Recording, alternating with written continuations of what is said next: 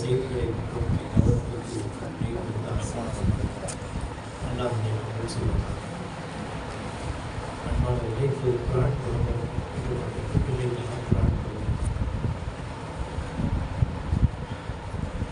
குர்ஆன் தொடங்குதல் குர்ஆனுக்காக நாம் கொடுக்கிற இந்த வாக்கியம் பற்றி ஒரு சாதாரண விஷயம். இந்த பிள்ளைங்க குர்ஆன் தொடங்கின இன்றைய தினத்திலிருந்து இனி உங்க வாழ்க்கையில வரைக்கும் எவ்வளோ குர்ஆன் எவ்வளோ ஜுஸு எத்தனை சூறாக்கள் ஓதுகிறார்களோ ஒவ்வொரு எழுத்துக்கும் 10 நன்மை என்ற அடிப்படையில் நூற்றுக்கணக்கான ஆயிரக்கணக்கான கோடிக்கணக்கான நன்மைகளை நாம் பெற இருக்கிறோம். கடந்த 3 நாட்களுக்கு முன்னால் நம்முடைய மஹல்லாவில் சில தாய்மார்கள் குடும்ப பெண்கள் பலரும் குர்ஆனை கற்றுக்கொள்ள வேண்டும் என்று ஆசைப்பட்டு ஒரு 20க்கும் மேற்பட்ட தாய்மார்கள் ஒன்று போயிருந்தார். குடும்ப பெண்களுக்காக குர்ஆனுடைய எழுத்துக்களை உச்சரிப்பு செய்யக்கூடிய முயற்சி. அங்க சில விஷயத்தை அல்லாஹ் பாவையான மூலம் சொல்ல வேண்டும். அதை பற்றி இங்கே ஞாபகப்படுத்தணும். குர்ஆன் சூறாவை ஓதுக அப்படின்னு சொல்லுவாங்க. அப்போ ஒவ்வொருத்தராக ஓதுறாங்க.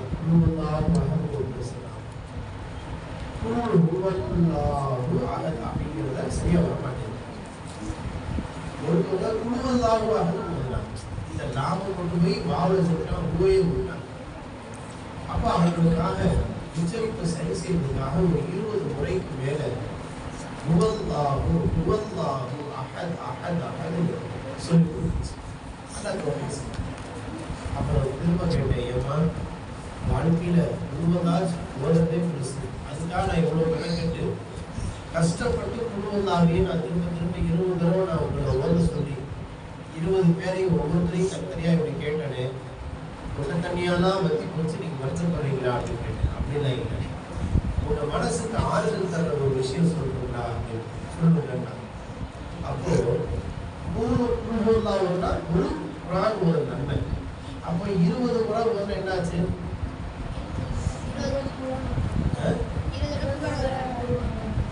இல்லம்மா, 3 குழுவல்லாஹை ஓதுனா ஒரு குர்ஆன் ஓது. அப்போ 6 குர்ஆன் கதம் செஞ்சிட்டீங்க அப்படின்னு சொல்லி 6 குர்ஆன் கதம் செஞ்சாச்சு. இந்த இடத்துல நீங்க குழுவல்லாஹ் மட்டும் ஒரு 6 குர்ஆன் கதம் செஞ்சிட்டீங்க. சாதாரண விஷயமா? ஆனா யோசிக்கவே. அதுல எத்தனை எழுத்துக்கு எண்ணி பாருங்கன்னு சொல்லுவாங்க. ஒருத்தவங்க 48ன்னு சொன்னாங்க, ஒருத்தவங்க 52ன்னு சொன்னாங்க, ஒருத்தவங்க 53ன்னு சொன்னாங்க, ஒருத்தர் 51. சரி, ரொம்ப கம்மியை வேணா ரொம்ப ஜாஸ்தி வேணா 50 எழுத்துன்னு வச்சுக்கிட்டேன் அப்படின்னு. சரி, இப்போ ஒரு எழுத்துக்கு 10 நன்மை தானே? ஆமா. அப்போ ஒரு எழுத்துக்கு 10 நன்மைனா 50 எழுத்துக்கு எவ்வளவு ஆச்சு? 50 × 10 = 500 ஆச்சு. இப்போ ஒரு தடவை குழுவல்லாஹ் ஓதுறதுனால 500 நன்மை கிடைச்சிருச்சு. அப்ப 20 தடவை ஓதுறதுக்கு எவ்வளவு நன்மை கிடைக்கும்? எவ்வளவு? 10,000. இந்த 10 நிமிஷத்துல 10,000 நன்மை கிடைச்சிருச்சு. சாதாரண விஷயம், சரியா அடிப்படையில் சொல்லுவோம். 10,000 நன்மையை ஒரு வினாடியில் அல்லாஹ் ஈஸியா கொடுத்துட்டான். இன்னொரு விஷயம் சொல்றீங்களா? இப்போ குர்ஆனை 20 முறை ஓதி கொடுத்தாங்க உஸ்தாத். ஓதி கொடுத்தாச்சா? இப்போ ஒவ்வொருத்தருக்கும் 10,000 நன்மை கிடைக்கும். புரியுதுக்கா? அல்லாஹ் வாரி கொடுக்கிறவனுக்கு கைரி ஹிசாப், அவன்கிட்ட கணக்கு வழக்கெல்லாம் கிடையாது. அல்லாஹ் கஞ்சன் அல்ல, அவன் கசானெல்லாம் பஞ்சமே இல்லை. சர்க்கார் அடிக்கடி சொல்லுவாங்க. இப்போ ஒவ்வொருத்தருக்கும் 10,000 நன்மை கிடைக்கும். ஆமா. இப்போ ஒரு விஷயம் சொல்றேன்.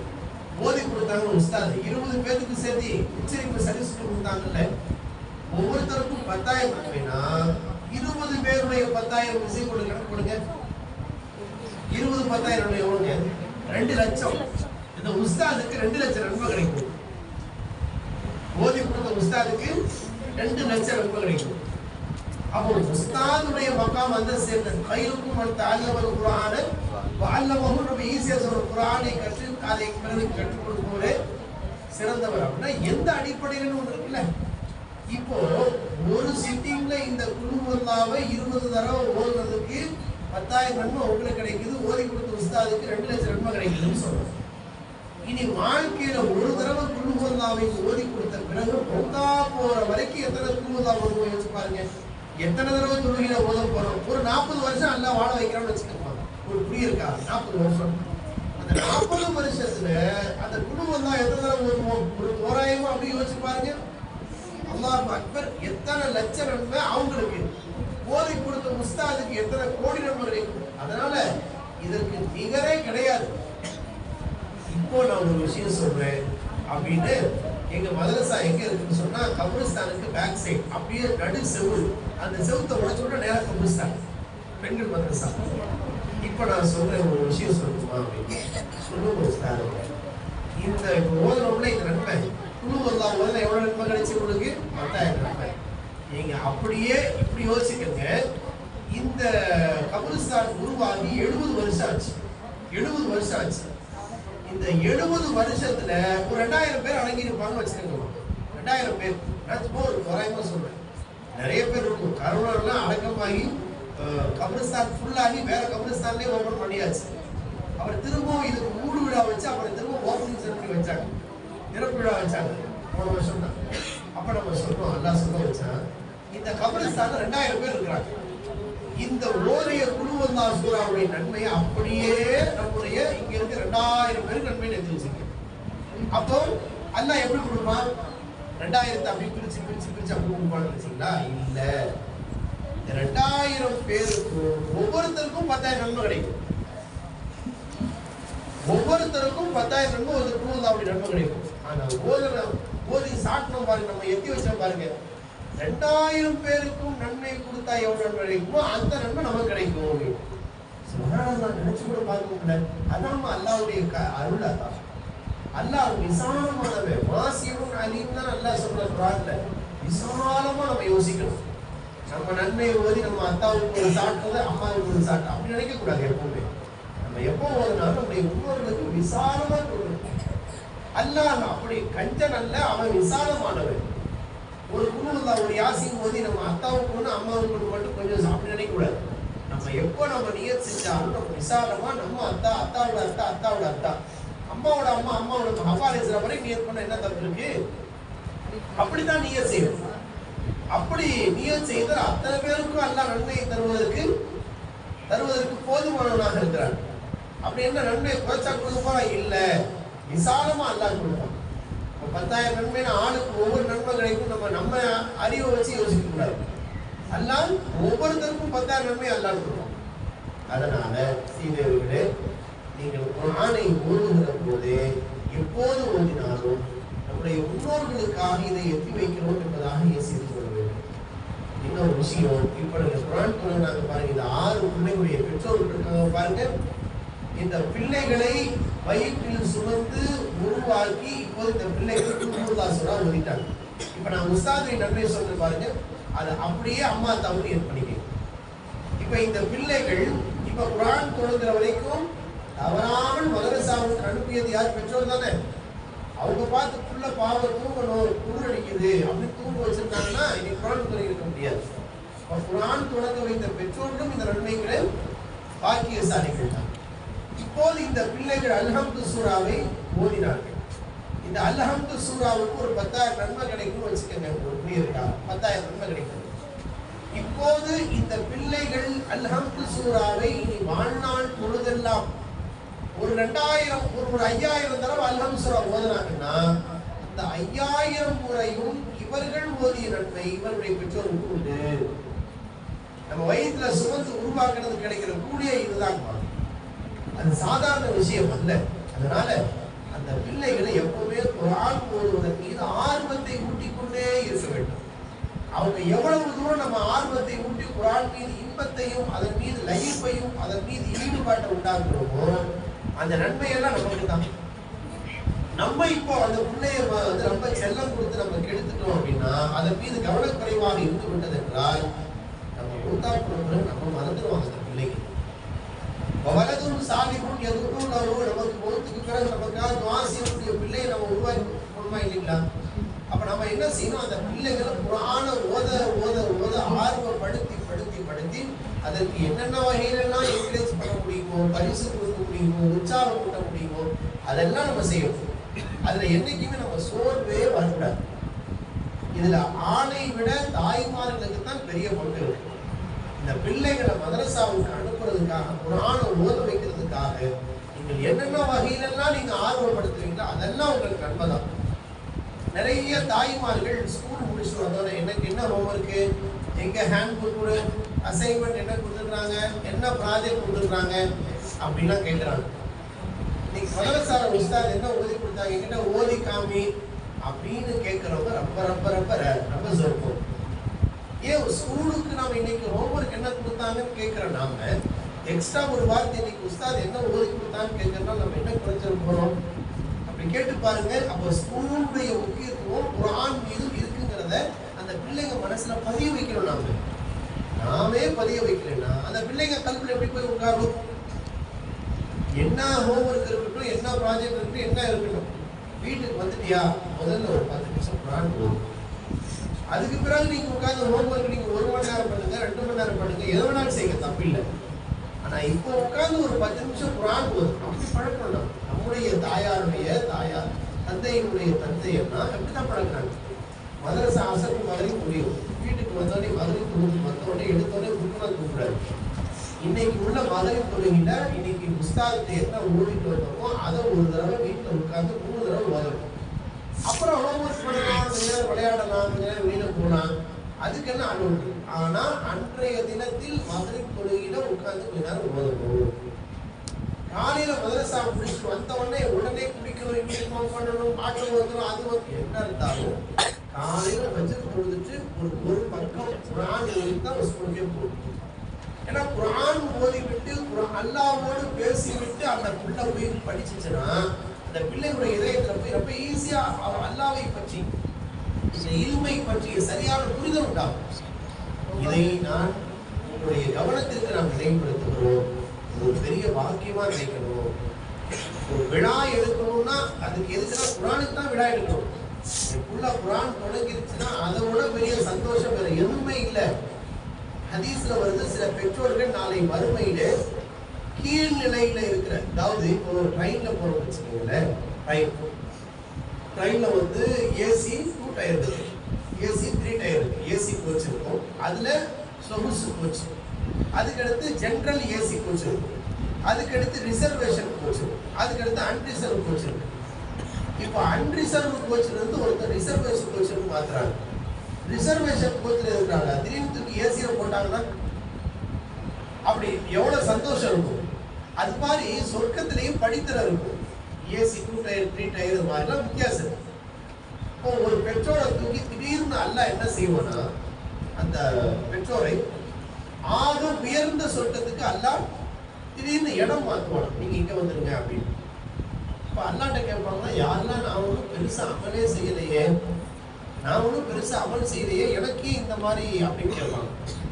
அப்போ அல்லாஹ் பதில் சொல்லுவானா, உங்களுடைய பிள்ளைகள் உங்களுக்காக துஆ செஞ்சுட்டு இருக்காங்க. நீங்க குர்ஆன் ஓத வச்சுட்டு வந்தீங்களா, அந்த பிள்ளைங்க அவங்க ஓத ஓத உங்களுடைய கிரேடு கூடிட்டே போகுது. அவங்க செய்யற துஆவினுடைய பரக்கத்தினால உங்களுடைய தரத்தை நான் உயர்த்துறேன்னு அல்லாஹ் சொல்லுவாங்க. யோசிச்சு பாருங்க, நம்ம பிள்ளைகள் நமக்காக துஆ செய்யக்கூடியவர்களாக, நமக்காக குர்ஆனை ஓதி அதன் நன்மையை சேர்ப்பிக்கக்கூடிய பிள்ளைகளாக நாம் உருவாக்கி விட்டு வைத்து விட்டு வந்தால் தானே சந்தோஷம். எத்தனை குடும்பங்கள் நான் பார்த்து நான் அழுதுருக்கேன் தெரியுங்களா? ஜனாசாவை அந்த பையன் தூக்கிட்டு வருவான், தூக்கிட்டு வந்து ஜனாசாவை பள்ளியில வச்சு போட்டு வெளியில போய் நிற்பாங்க. ஏன்டா உங்க அத்தா ஜனாசானா தொழுவ தெரியாது அப்படின்னு. சொந்த தகப்பனுக்கு ஜனாசா கூட தொழுவ தெரியாம ஒரு பையன் வெளியில் நின்று என்ன பிரயோஜனம்? ஒரு சொந்த தகப்பனுக்கு ஒரு குடும்பம் தான் கூட ஓத தெரியாம ஒரு பையனை உருவாக்கி அவன் பிகாம் படிச்சு, பிஎஸ்சி படிச்சு, பிஎட் படிச்சு 1 லட்சம் ரூபாய் சம்பாதிச்சு என்ன பிரயோஜனம்? அட தகப்பனுக்காக ஒரு குடும்பத்தாத்துல ஒரு அல்ஹம்து சூரா ஓதி கூட ஈசான் சவாபு செய்ய தெரியாம அந்த பையனை உருவாக்கி என்னமா ஆகிரத்துல அவன் ஒருத்தனே போது நம்ம நரகத்துல போறதுக்கு மாட்டி வர்றதுக்கு காரணமாயிடுவானே. இது ரொம்ப முக்கியமா உங்களுடைய கவனத்திற்கு நான் நினைவுபடுத்துறேன். நம்ம பிள்ளையை உருவாக்கும் போது நம்ம பேரை காப்பாற்றுற பிள்ளையா உருவாகணுமா இல்லையா? அதுதான முக்கியம். எனக்கும் ஒரு பிள்ளை இருக்கு, எனக்கும் ஆம்பளை பிள்ளை இருக்குன்னு சொல்ற என்ன பிரயோஜனம்? என் பிள்ளை எனக்காக ஒரு நன்மையை சேர்ப்பிக்கிறான், என் பிள்ளை எனக்காக நான் துஆ செய்யறான், என் பிள்ளை எனக்காக வேண்டி என்னுடைய கண்ணியத்தை காப்பாற்றுறவன், அது சந்தோஷம். அது கண் குளிர்ச்சி. கபருக்கு போனா கூட சந்தோஷமா இருக்கும். நம்ம கண்ணு முன்னால அந்த பிள்ளை வீணா போறதை பார்த்துட்டு எந்த தாயை தாவுன்னு ஏத்துக்க முடியுமா? அதனால் குர்ஆனோடு அந்த பிள்ளைங்களை உருவாக்குங்க. அந்த பிள்ளைங்களை குர்ஆன் விஷயத்துல எக்காரணம் கொண்டு சலுகை தராதீங்க. அந்த பிள்ளைகளை குர்ஆன் விஷயத்துல எக்காரணம் கொண்டு செல்லம் கொடுத்துறாதீங்க. நிறைய நிரப்பமான முறையில் உருவாக்க வேண்டும் என்பதை இந்த சுருக்கமான நேரத்தினுடைய கவனத்தில் கொண்டு வருகிறோம். அல்லாஹ் எந்த இயக்கத்தை இப்போது பகிர்ந்து கொள்வதற்கு அல்லாஹ் தௌஃபீக் செய்தானோ அந்த இயக்கத்தை உங்களுடைய இதயத்தில் அல்லாஹ் பதிய வைத்து பிரதிபலிக்க செய்வானாக. சுருக்கமாக லா இலாஹ இல்லல்லாஹ் சொல்லி அவசியம். லா இலாஹ இல்லல்லாஹை மட்டும் மிக சுருக்கமாக ஓர்மையோடு உணர்வு பூர்வமாக சொல்லணும். எப்படி சொல்லணும்? லா இலாஹ அப்படின்னு சொல்லும்போது என்னுடைய தேவைகள் எதுவெல்லாம் இருக்கிறதோ அதை யாராலும் நிவர்த்தி செய்ய முடியாது. இல்லல்லாஹ் அல்லாஹ் ஒருத்தனால மட்டும்தான் அந்த நிவர்த்தி செய்ய முடியும். இந்த உணர்வோட 5 முறை ஸலவாத் சொல்லி கண்களை மூடி மனதை ஓர்மைப்படுத்தி சொல்லுவோம். அல்லாஹும்ம ஸல்லி அலா சய்யிதினா முஹம்மதின் வ அலா ஆலி சய்யிதினா முஹம்மதின் முபாரிக் வஸல்லிம் அலைஹி. அல்லாஹும்ம ஸல்லி அலா சய்யிதினா முஹம்மதின் வ அலா ஆலி சய்யிதினா முஹம்மதின் முபாரிக் வஸல்லிம் அலைஹி. اللهم صل على سيدنا محمد وعلى ال سيدنا محمد وبارك وسلم. اللهم صل على سيدنا محمد وعلى ال سيدنا محمد وبارك وسلم. اللهم صل على سيدنا محمد وعلى ال سيدنا محمد وبارك وسلم. கண்களை மூடி மனதை ஓர்மையாக்கி லா இலாஹ இல்லல்லாஹ் என்பதை மன ஓர்மையோடு சொல்லும். அல்லாஹும்ம ஸல்லி வ ஸல்லிம் வ பாரிக் அலைஹி. லா இலாஹ இல்லல்லாஹ் லா இலாஹ இல்லல்லாஹ் லா இலாஹ இல்லல்லாஹ் لا إله إلا الله لا إله إلا الله لا إله إلا الله لا إله إلا الله لا إله إلا الله لا إله إلا الله لا إله إلا الله لا إله إلا الله لا إله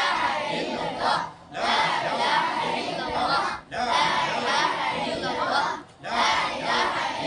لا إله إلا الله لا إله إلا الله لا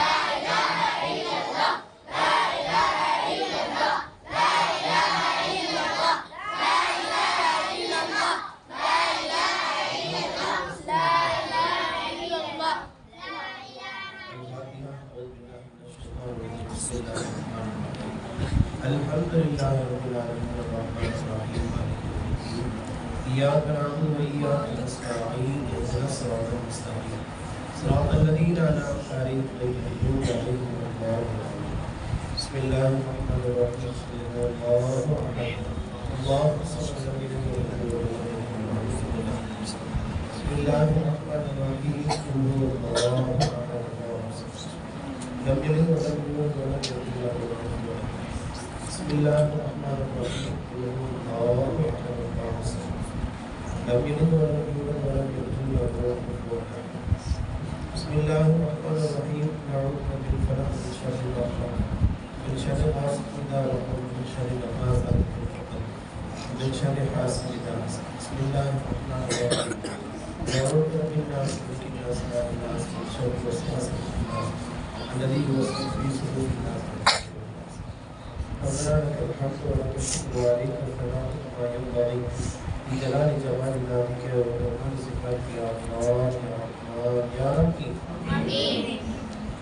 اللهم صل على سيدنا محمد عدد ما فيه من الله صلاة دائمة بدوام ملك الله. آمين. اللهم صل ثواب ما قرانا من كلامك العزيز ومن الكريم. آمين. يا حبيبنا محمد صلى الله عليه وسلم خاصة.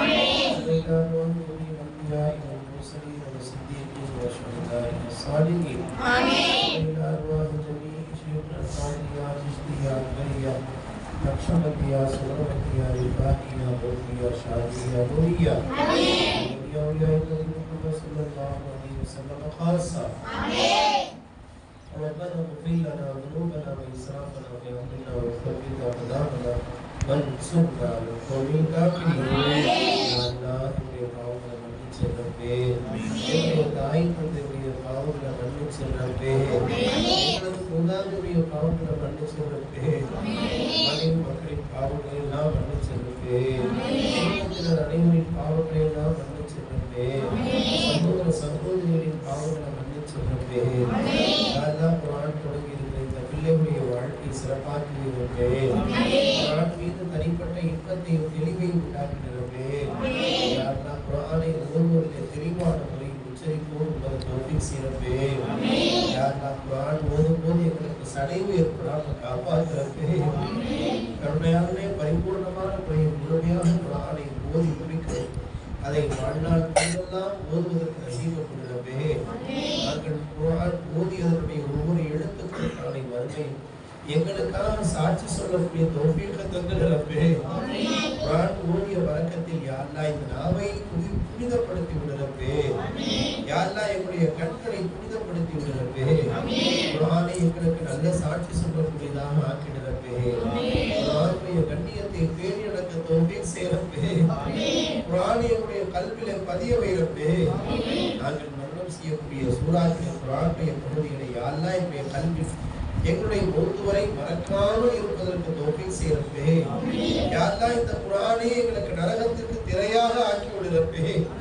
குர்ஆனுடைய பரக்கத்தினால் எங்களுடைய உள்ளங்களில் ஏற்பட்டிருக்கிற துருவை நீக்கி விடு ரப்பே யா அல்லாஹ் குர்ஆனை ஓதுகிற போதெல்லாம் உன்னிடம் நாங்கள் பேசுகிறோம் என்ற அந்த இன்பத்தை ஏற்படுத்து ரப்பே அதன் மீது எங்களுக்கு சடைவு ஏற்படாமல் சோம்பல் ஏற்படாமல் பாதுகாத்து ரப்பே குர்ஆனுடைய பரக்கத்தை கொண்டு அவருடைய வேதனைகளை நீக்குவே ரப்பே யா அல்லாஹ் இந்த குர்ஆனுடைய பரக்கத்தை கொண்டு உங்களுடைய நெருக்கடிகளை எல்லாம் நீக்குவே ரப்பே யா அல்லாஹ் இந்த குர்ஆன் ஓதுவதன் பரக்கத்தினால் எங்களுடைய பெற்றோர்களுக்கு அற்றுடைய பாக்கியத்தை நசீபாக்கிறப்பே நம்மையால் இந்த பிள்ளைகளை தர்பியத் கிடைத்த தக்குவா நிறைந்தவர்களாக ஆக்கிவிடுறப்பே எந்த எழுத்தை எப்படி உச்சரிக்க வேண்டும் எவ்வாறு நாங்கள் ஓத வேண்டும் அவ்வாறு ஓதக்கூடிய தௌஃபீக் தந்திரப்பே குர்ஆனின் முறையான திருத்தங்களோடு நாங்கள் தர்பியத்தோடு நாங்கள் பயிற்சி எடுத்துக்கொள்ள தௌஃபீக் செய்யறப்பே யா அல்லாஹ் இந்த மஜ்லிஸில் கலந்து கொண்ட அனைவரையும் மன்னிக்கப்பட்ட நிலையில் வீடு திரும்ப தௌஃபீக் செய்யறப்பே யா அல்லாஹ் எங்களுடைய மக்களுக்கு யா அல்லாஹ் நிரப்பமான தக்வாவையும் ஹயாவையும் நசீபாக்கிடறப்பே யா அல்லாஹ் எதிர்வருகின்ற ரமதான் நிரப்பமான முறையில் குர்ஆன் ஓதக்கூடிய தௌஃபீக் தந்திரப்பே ரஹ்மானின் அதுப ஷாபான பரக்கத் செய்யறப்பே ரமதானை அடைந்து நல்ல அமல் செய்வதற்கு மன்னிப்பை பெறுவதற்கான தௌஃபீக்கை தந்திரப்பே என்ன தேவை வந்தாலும் யா அல்லாஹ் இந்த குர்ஆனுடைய பரக்கத்தை கொண்டு தேவைகளை உன்னிடமே கேட்டு பெறுவதற்கு தௌஃபீக் செய்யறப்பே இந்த துஆக்களை நபி ஸல்லல்லாஹு அலைஹி வஸல்லம் ஏற்றுக்கொள்றப்பே எங்களில் யாரெல்லாம் கடனாளிகளாக இருக்கிறார்களோ அவருடைய கடன் எல்லாம் அடைபட தௌஃபீக் செய்யறப்பே நோய்வாய்ப்பட்டவர்களுக்கு பரிபூர்ணமான ஆஃபியத்தை கொடுறப்பே குழந்தை இல்லாதவர்களுக்கு சாலிஹான குழந்தைகளை நசீபாக்கிறப்பே உண்டான பவர்களுக்கு சாலிஹான ஜோடிகளை அமைத்து இலகுவான முறையிலே காரியங்கள் நிறைவேற வைக்கிறப்பே கர்ப்பிணிகளுக்கு இலகுவான பிரசவத்தை சாலிஹான அவுலாத் நசீபாக்கிறப்பே குர்ஆனுடைய பரக்கத்துக்கு யா அல்லாஹ் முழு வாழ்க்கையில ஒற்றுமை மன அமைதி நசீபாக்கிறப்பே யா அல்லாஹ் எங்களுக்கு முன்னால் சென்று விட்ட முன்னோர்கள் அனைவரின் கபரை நூறால் நிரப்பிடு ரஹ்மானே குர்ஆனுடைய பரக்கத்தின் மீது பொருளாதாரத்துல பரக்கத் செய் ரப்பே அதை உன்னுடைய பாதையில் செலவு செய்யக்கூடிய தௌஃபீக்கை தந்து ரப்பே யா அல்லாஹ் குர்ஆனுடைய பரக்கத்தை கொண்டு உன்னுடைய மஹப்பத்தை உன்னுடைய ஹபீபுடைய மஹப்பத்தை அதிகப்படுத்து ரப்பே மஹப்பத்தின் விளைவாக ஹஜ் உம்ரா ஜியாரத் நசீப மிச்சம் ரப்பே யாரெல்லாம் என்ன ஹாஜத்துகளுக்காக துஆ செய்யும்படி கேட்டுக்கொண்டார்களோ அவருடைய ஹலாலான ஹாஜத்துகள் அனைத்தையும் பூர்த்தி செய்யறப்பே ரப்பனா ஆத்தினா ஃபித் துன்யா ஹஸனா வ ஃபில் ஆখিরাতি ஹஸனா வ கினா அஸாபன்னார் ஸல்லி வ ஸல்லிம் அலா ரசூலிக ஸய்யிதினா முஹம்மதின் வ ஆலிஹி வ அஸ்ஹாபிஹி அஜ்மஈன் வல்ஹம்துலில்லாஹி ரப்பில் ஆலமீன்.